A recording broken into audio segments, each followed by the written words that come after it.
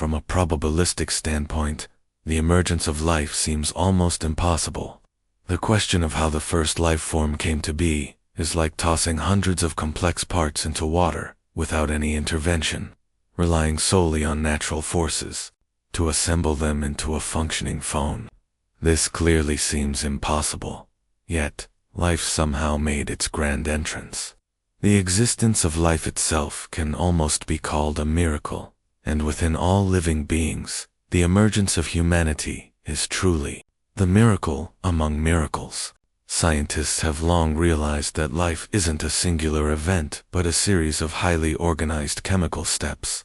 The structure of a single cell may seem simple, but even the simplest single-celled organisms operate like a miniature city, with thousands of proteins working together to maintain energy supply, ensure information replication, and fix errors in So, the question arises, how could such a complex system have assembled itself without any designer?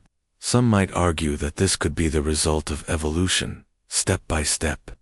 But evolution needs life to begin with, meaning Darwin's theory of evolution doesn't explain how life first originated.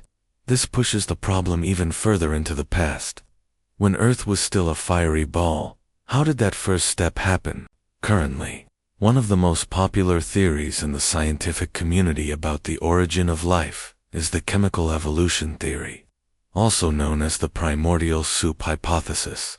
Imagine, billions of years ago, the oceans of Earth were full of simple, inorganic molecules like ammonia, methane, water vapor, and hydrogen.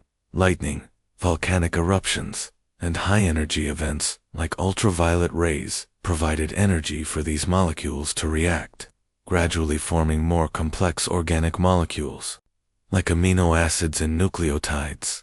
These small molecules are like letters.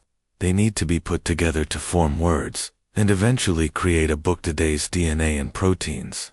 The most famous experimental evidence comes from the 1953 Miller-Urey experiment, where scientists simulated Earth's early atmospheric conditions and applied electric sparks. In just a few days, they generated several amino acids. At that moment, everyone thought the mystery of life had finally been solved, but scientists soon realized that they had only spelled out a few letters, and creating a thinking book was still far, far away. By the 1980s, a new perspective began to form in the scientific community. Perhaps RNA was the true starting point of life. We know that DNA carries genetic information, while RNA helps transmit and translate that information. What was shocking was that scientists discovered that RNA not only carries information, but some RNA molecules can even catalyze reactions, essentially having enzyme functions. This made the story even more fascinating. A molecule that both stores information and performs functions, could it potentially self-replicate without help from other factors? This led to the RNA world hypothesis, where, on a chaotic early Earth, a primitive RNA molecule began trying to replicate itself in a small pond. Initially it didn't do well, and made frequent mistakes, but each time, some variations were more stable and efficient, and the replication cycle began to accelerate. However, the situation isn't so simple. Even if RNA can replicate itself, it still requires many prerequisites, such as a stable environment, sufficiently concentrated molecules, and the right temperature. In the turbulent conditions of early Earth, meeting all of these requirements was nearly impossible. So, scientists started to look for answers beyond Earth. One theory suggests that the seeds of life may not have originated on Earth at all, but were brought here from outer space.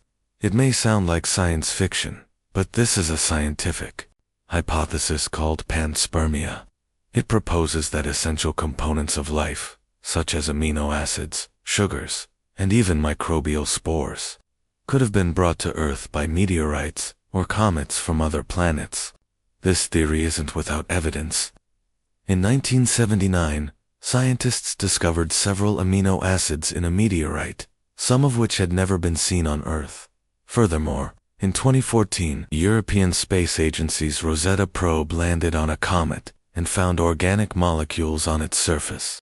This suggests that Earth may not have been the birthplace of life, but rather the cradle that received life. But if life really came from space, then where in the universe was its true origin? Science can explain how many things happen, but it can't always answer why they happen. As we study protein folding, cell membrane permeability, and gene replication mechanisms, we are often awed by the sense of order within life. Even Einstein admitted, in his later years, that the reason he found the universe sacred wasn't because of its mystery, but because of its orderliness. He famously said, "God does not play dice with the universe." Some philosophers have even proposed the simulation theory. If we live in a highly simulated system, the complexity of life might just be a result of a programmed design. Perhaps we're not the only life forms in the universe, but are part of an experiment set up on a blue planet for some higher beings to observe and experiment with. It may sound absurd, but often the boundaries of science are pushed open by ideas that seem outlandish at first. Our search for the origin of life isn't just to understand how the first cell came into being, but to understand the meaning of our existence. If life is merely a random product, then our existence may not have any special significance. It's just a chemical joke of the universe. But if life's appearance is inevitable, the natural result of the universe evolving to a certain point, then we are not merely passive survivors, but an integral part of the universe's awakening, over billions of years, from nothing to something. From the tremor of molecules to the human being beneath the stars asking, "Who am I?" It's as if the universe has finally grown eyes and started looking at itself. As for the origin of life, we may have some clues, but the complete picture remains far out of reach. Science is not lacking in wisdom. It's just lacking time, evidence, and perhaps that one miracle that may never be proven.